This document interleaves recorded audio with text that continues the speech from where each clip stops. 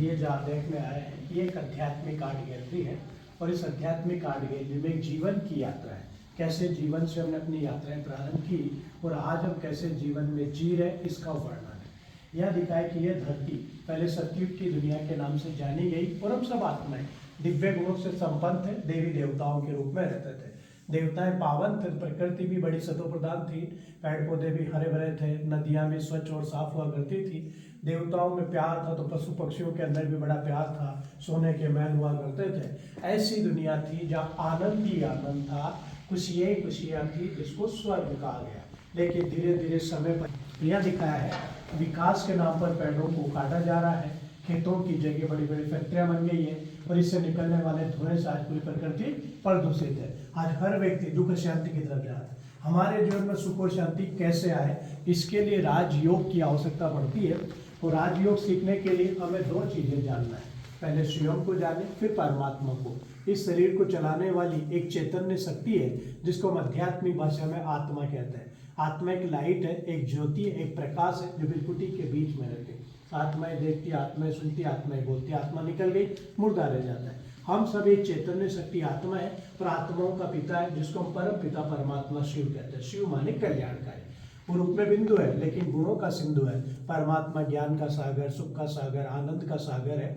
आत्मा समझ परमात्मा को याद करने से हमारे अंदर दिव्यता आएगी और दिव्य गुणों से दुनिया दिव्य दुनिया बन जाएगी जिसको हम स्वर्ग कहेंगे। श्री राधा और श्री कृष्ण सतयुग के राजकुमार और राजकुमारी।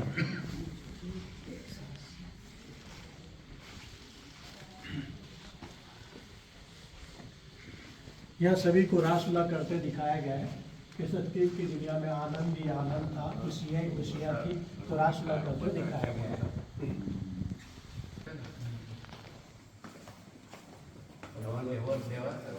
देख है जिसका ब्रह्म लोक, पारलोक, निर्वाण धाम, मुक्ति धाम, परम धाम कहते हैं।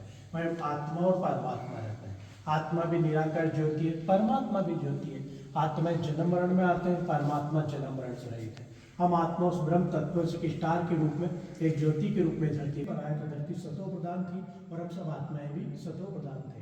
तो यह आकर्म के रूप में जन्म लिया और देवताओं की सभ्यताएं दिखाई है जो कला के माध्यम से थी। चित्रकला, संगीत कला, नृत्य कला और खेल खेल में वहाँ की सभ्यताओं के बारे में बच्चों को सब कुछ सिखाया जाता था कला के द्वारा। तो बचपन कलाओं के माध्यम से व्यतीत हुआ। युवावस्था होने के बाद उनके अंदर स्वयंवर प्रथा थी।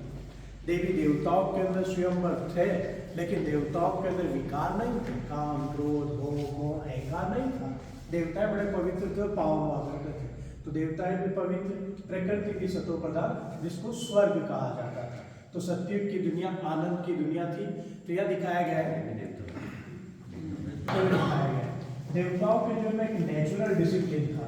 उनका चलना, उठना, बैठना, देखना, बोलना सबके अंदर अनुशासन था। वहाँ किसी बच्चे को अनुशासन की शिक्षा देने की जरूरत नहीं थी। यह दिखाया सतयुग की दुनिया में देवी देवताओं का जो खान पान था वो बड़ा शुद्ध और सात्विक था, जिसकी यादगार में आज भी लोग मंदिरों में जाते हैं, भोग लगाते हैं, प्रसाद चढ़ाते हैं, सात्विक लगाते हैं। वे देवी देवताओं का खान पान बड़ा शुद्ध और सात्विक हुआ करता था। उनके यातायात के साधन बड़े सुंदर थे जिसको पुष्पक विमान, हंस विमान इस प्रकार के नामों से जाने जाते थे। उस विमान की विशेषता ये थी उनको पेट्रोल की आवश्यकता नहीं थी। वो एटॉमिक पावर या सौर ऊर्जा से संचालित हुआ करते थे। वो एक्सीडेंट प्रूफ थे, वहाँ किसी प्रकार का एक्सीडेंट नहीं था। एक 8 साल का बच्चा भी वायुयान चला सकता था। ये सतयुग के नाम दिखाए कृति युग, golden age, the थर्मोटाइम, land of the God, सतयुग की दुनिया को जाना जाता है। यह दिखाया गया है श्री राधा और श्री कृष्ण के स्वयंवर के बाद उनका नाम पड़ा श्री लक्ष्मी। तो श्री लक्ष्मी और श्री नारायण वहाँ के राजा थे और राजा और प्रजाओं के बीच में इतनी समानताएं थी जैसे पिता और पुत्र के बीच में समानता हो। कोई भेदभाव नहीं था। पूरा विश्व एक परिवार के रूप में रहता था। एक धर्म, एक भाषा, एक कुल और एक ही मत था। वो धर्म का नाम था आदि सनातन देवी देवता धर्म। वे सभी देवी देवताओं के रूप में धरती पर रहते थे और यहाँ से हमने अपने जीवन की यात्राओं को प्रारंभ किया। तो सतयुग की सभ्यताएं दिखाई, वहाँ का खान पान, वहाँ का रहन सहन, ऐसी हमारी दुनिया थी और हम सब दिव्य गुणों से संपन्न देवी देवताओं के रूप में रहते थे। अब हमारे जीवन में कैसे गिरावट है हम आपको आगे दिखाएंगे। यह दोबारा चार युग है, सतयुग, त्रेता, द्वापर, कलयुग। हर युग 1250 वर्ष का है। पूरा सृष्टि चक्र 5000 वर्ष का है। तो सतयुग और त्रेता, 2 युगों तक हमारा जीवन बड़ा आनंदमय था। हम सब दिव्य गुणों से संपन्न थे, देवी देवता थे। और मेन चीज यह थी कि हम सब आत्मिक स्मृति में रहते थे, स्वयं को आत्मा समझते थे, सभी को आत्मिक भाव से देखा करते थे।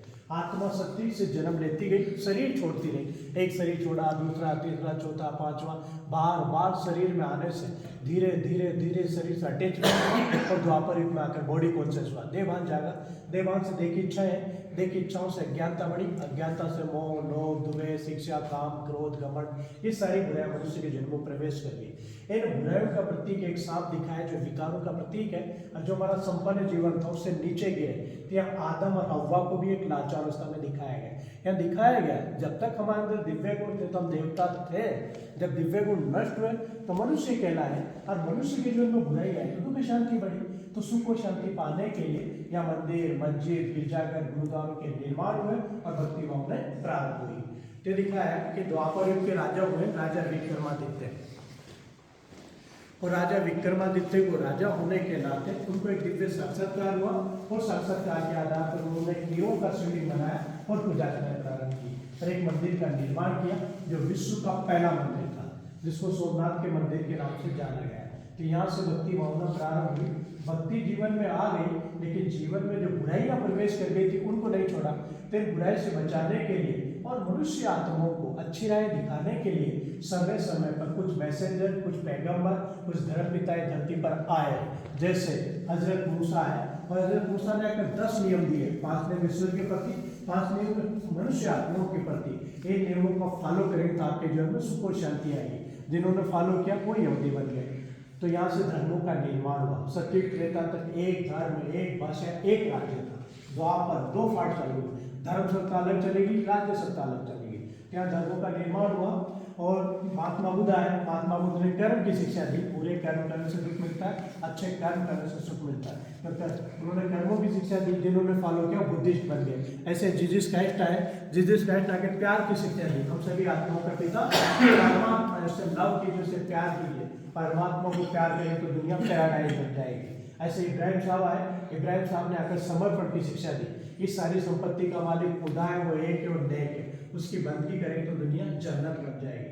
तो सारे धर्मात्मा, मैसेंजर, पैगंबर के मैसेज तो सुने, लेकिन जीवन में परिवर्तन न लाए और तेजी से नीचे गिरते गए द्वापर के बाद कलयुग बना। लेकिन हम आपको एक मैसेज देंगे जो भगवत गीता में दिखाया गया है, यदा यदा हि धर्मस्य ग्लानिर्भवति भारत। जब जब धर्म की अति गिलानी होती है तो परमात्मा इस धरती पर आते हैं। तो हम आपको परमात्मा की थोड़ी सी परिभाषा बताएंगे। परमात्मा हम किसको कहते हैं? परमात्मा उसको कहते हैं जिसको सारी विश्व की आत्मा माने।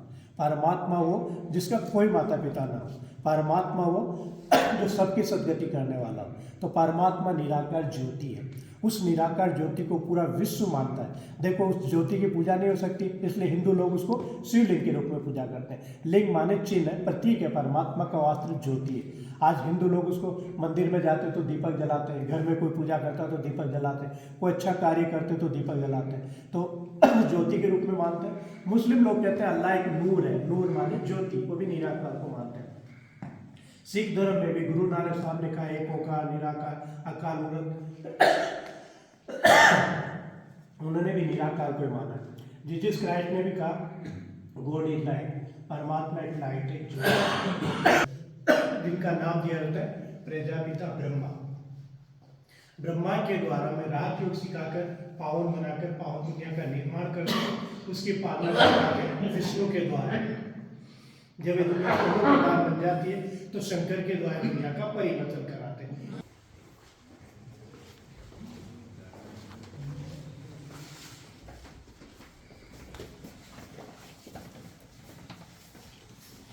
यह दिखाया है एक लूसीफर नाम का एक शैतान है, एक माइकल नाम का देवदूत है, पीछे परमात्मा का सिंबल है कि परमात्मा निराकार ज्योति है।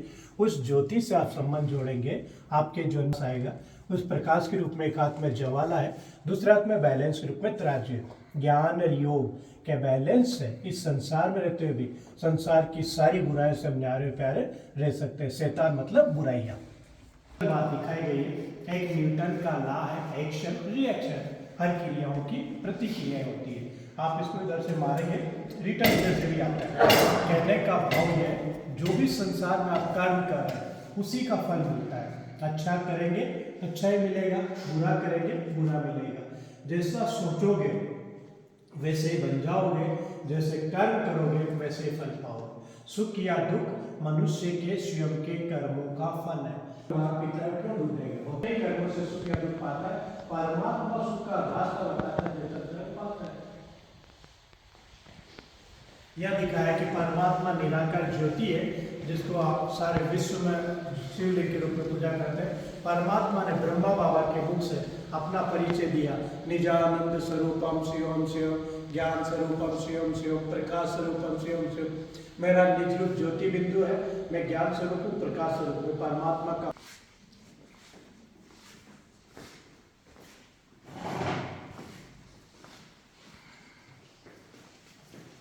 यह दिखाया संगम युग, दो चीज के मिलन को संगम कहते हैं। आने वाला है, ये बीच का पीरियड है। इसी समय स्वयं निराकार परमात्मा शिव ब्रह्मा बाबा के मुख से हमें राजयोग की शिक्षा दे रहे हैं। और राजयोग कोई कठिन प्रक्रिया नहीं है, केवल स्वयं को रियलाइजेशन कराना है कि मैं चैतन्य। जब आप अपने आप को आत्मा समझेंगे तो आत्मा की शक्तियां जागृत होती है, मन, बुद्धि और संस्कार। मन का काम है चिंतन करना। जो भी हमारे विचार चल रहे हैं ये हमारा मन कहलाता है, और जो निर्णय लेते हैं कर्म करूं या न करूं वो हमारी बुद्धि कहलाती है। जो शरीर के द्वारा कर्म करते हैं वो संस्कार बन जाते हैं। तो मन और बुद्धि के द्वारा परमात्मा को याद करने की विधि को ही राजयोग कहा जाता है। यह सभी को योग करते हुए दिखाया गया है कि योग के द्वारा ही हम अपने जीवन में परिवर्तन ला सकते हैं। लिखे पढ़े, पेंटिंग करें, सब्जी काटे, पैदल चले, कुछ भी करो, हाथों से कर्म करो, मन के द्वारा परमात्मा को याद की याद में रहकर किए गए कर्म दिव्य और दिव्य बनने लगती है। ये दुनिया में कहते हैं नर ऐसी करनी करे नारायण बन जाए, नारी ऐसी करनी तो लक्ष्मी और नारायण के कंबाइंड रूप को विष्णु कहा जाता है। हाँ, यहाँ विष्णु के 4 अलंकार दिखाए गए हैं। आप देखेंगे कमल, कमल कीचड़ में होता है लेकिन कीचड़ से न्यारा और प्यारा रहता है। ऐसे ही रहना इस संसार नहीं है, लेकिन संसार की बुराइयों से न्यारा और प्यारा बनना है। संत ज्ञान की ध्वनि करना, स्वयं भी ज्ञान अर्जित करें, दूसरों को भी ज्ञान अर्जित करें। चक्र, स्वदर्शन चक्र, आत्मा का दर्शन करें न कि परदर्शन। गदा विकारों पर विजय, जब बुराइयों के ऊपर विजय हो जाएगी तो हमारे अंदर दिव्यता आएगी और दिव्य गुणों से मानव से देव समान बन सकते हैं। देखो, आत्मा एक लाइट है, एक ज्योति है। आत्मा आकर एक बच्चे के रूप में जन्म लेती है। आप देखेंगे बच्चे का जन्म होता है और बच्चा फिर धीरे धीरे बड़ा होने लगता है, और जैसे जैसे उसकी उम्र बढ़ती है उसका चेहरा चेंज होने लगता है। वो धीरे धीरे जवान होता है और जवान होने के बाद धीरे धीरे बूढ़ा होने लगता है, और बूढ़ा होने के बाद एक न एक दिन आत्मा शरीर छोड़ देती है। यहाँ दिखाया गया है कि शरीर नाशवान है, आत्मा अजर अमर अविनाशी है। आत्माएं नष्ट नहीं होती, शरीर नष्ट होते हैं। आत्मा एक शरीर छोड़ दूसरा लेती है। मौत किसी का एंड नहीं है, परिवर्तन है। अब मनुष्य मरने के बाद पूर्ण जन्म लेता है और मानव भी बनता है, जानवर कभी नहीं बनता। यह दिखाया गया है कि एक मानव इस पूरी संसार में, इस पूरी सृष्टि चक्कर में 84 जन्म लेता है। 84 लाख योनियों में नहीं भटकता, 84 जन्म लेता है। 8 जन्म सतयुग के, 12 जन्म त्रेता के, 21 जन्म द्वापर के, 42 जन्म कलयुग का, 1 जन्म संगम का, वर्तमान समय। इस प्रकार पूरी सृष्टि चक्कर में मानव 84 जन्म लेता है, 84 लाख योनियों में कभी नहीं भटकता। और एक बात हम आपको क्लियर कर दें, कर्म के आधार ये सभी के हाथ में कहाँ आपको जापानीज गार्डन।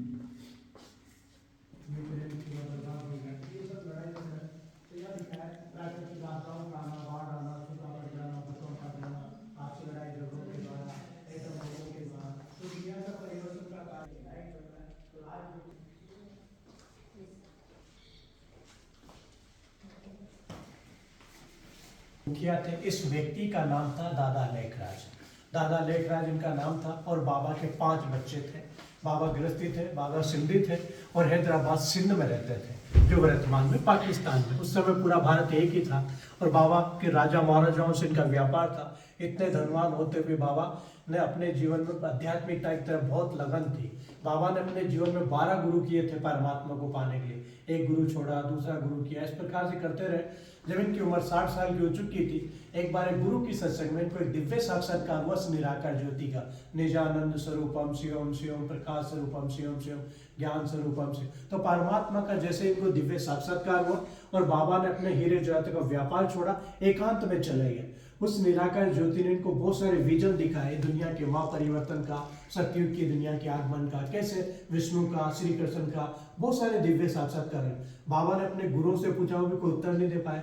तो बाबा एकदम एकांत में चले गए और बाबा को कुछ समझ में नहीं आया। तो उस निराकार ज्योति ने परकाया प्रवेश किया इनके तन में और इनके मुख से ज्ञान देना प्रारंभ किया। इस व्यक्ति का नाम दिया प्रजापिता ब्रह्मा, और ब्रह्मा के बच्चे ब्रह्मा कुमार, ब्रह्मा कुमारियां कहलाते हैं। इस संस्था का नाम पड़ा प्रजापिता ब्रह्मा कुमारी ईश्वरी विश्वविद्यालय। ये सब पूरा बाबा का जीवन दिखाया है। बाबा की स्टोरी बड़ी लंबी है, मैंने उसको 2 शॉर्ट रूप में थोड़ा सा आपको दिखाया है। तो ये बाबा का पूरा जीवन दिखाया गया है। बाबा ने अपना भौतिक शरीर 69 को छोड़ा, जिनकी यादगार में 7 स्तंभ बना हुआ है। वर्तमान समय इस संस्था के जो मुख्य चीफ है वो दादी रतन मोहिनी जी है, जो यहाँ दिखाया गया है। और